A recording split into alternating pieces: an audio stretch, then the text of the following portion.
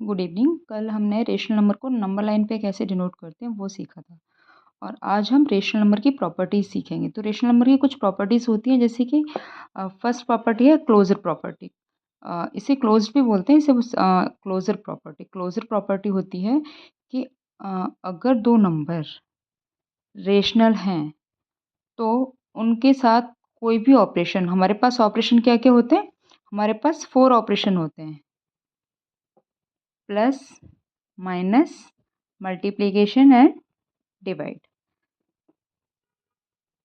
तो अगर हमारे पास दो रेशनल नंबर हैं, तो अगर हम उन्हें आपस में इन 4 ऑपरेशन के साथ ऑपरेट करें, या तो प्लस करें या माइनस करें या मल्टीप्लिकेशन करें या फिर डिवाइड करें, तो जो नंबर आए नया नंबर, वो भी एक रेशनल नंबर आना चाहिए।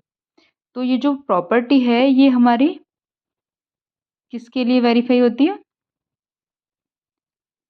प्लस के लिए, माइनस के लिए और मल्टीप्लिकेशन के लिए। ठीक है, डिवाइड के लिए नहीं होती है। क्यों नहीं होती है वो मैं बताती हूँ। देखो, -3 और 0 दोनों रेशनल नंबर हैं। 0 भी एक रेशनल नंबर है। क्यों? क्योंकि 0 को हम 0.1 लिख सकते हैं, राइट। तो -3 भी रेशनल नंबर है, 0 भी रेशनल नंबर है। अब अगर हम इन्हें प्लस करते हैं, राइट, अगर हम इन्हें प्लस करते हैं तो ये आ जाएगा -3 + 0 मीन्स -3। सो ये -3 इज ऑल्सो रेशनल नंबर। मतलब हमने दो रेशनल नंबर लिए और हमें इनका सम क्या मिला? एक रेशनल नंबर मिला। अब सब्ट्रैक्ट करके देखते हैं।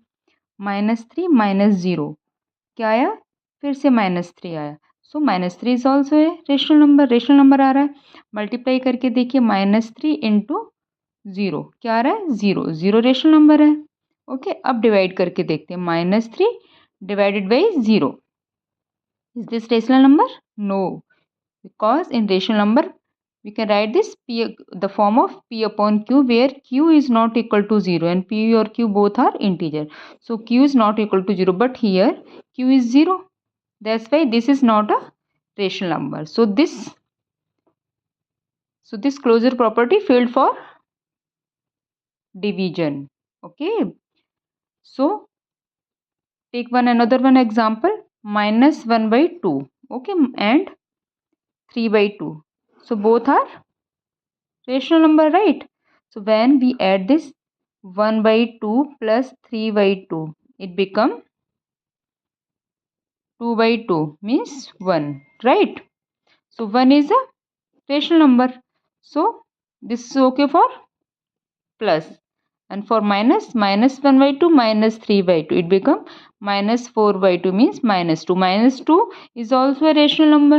Now for multiplication, -1/2 multiplied by 3/2, it become -3/4. -3/4 is also rational number. For division, -1/2 divided by 3/2, so it become -2/6. This is also a what? Rational number. But it's not possible for all number. When we take a number 0, because 0 is also rational number, so this property is failed for division. Okay, so we can say rational number are closed under the operation of addition, subtraction and multiplication. Okay, but not division. Okay, क्योंकि zero, जब हम zero लेंगे तो ये property जो fail हो जाएगी। और कभी भी कोई भी प्रॉपर्टी जितने भी नंबर्स हैं सबके लिए ट्रू होनी चाहिए, सबको सेटिस्फाई करनी चाहिए। Okay, so this is closed property, है ना। सेकंड वन इज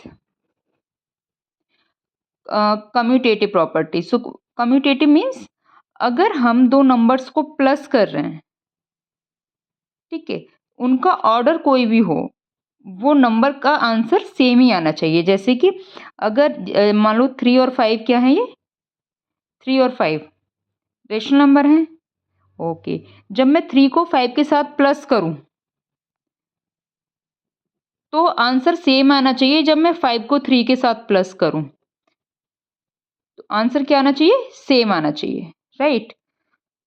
सेम आ रहा है।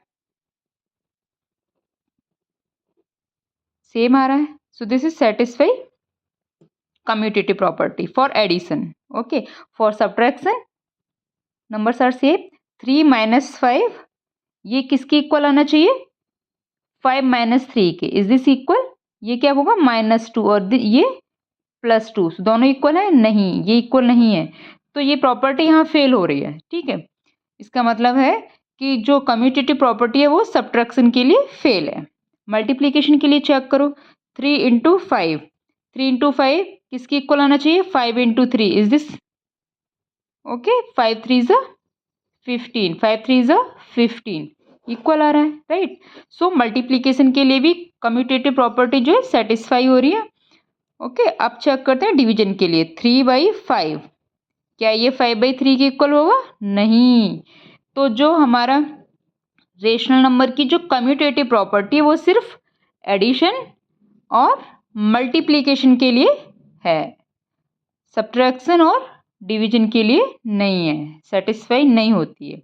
Okay, now associative property. Third one is associative property. Associative property में क्या होता है? हम कोई भी 3 नंबर्स लेते हैं, जैसे कि -2, -3, -5 ले लिया. कोई भी 3 नंबर्स ले लिए, इनको प्लस करो. ठीक है, हम पहले प्लस के लिए चेक करें. इनको प्लस करो, फिर इनके ऑर्डर चेंज करके इनको प्लस करो, तो आंसर क्या आना चाहिए? सेम आना चाहिए. सेम होती है, लेकिन इसमें 2 नंबर होते हैं कम्यूटेटिव के और एसोसिएटिव में होते हैं 3 नंबर. अब देखो, -2 -3 को एक साथ प्लस कर लो पहले, बाद में हम -5 को प्लस करेंगे. राइट. सो -2 -3 क्या हो जाएंगे? -5 प्लस -5 क्या आया? -10. राइट.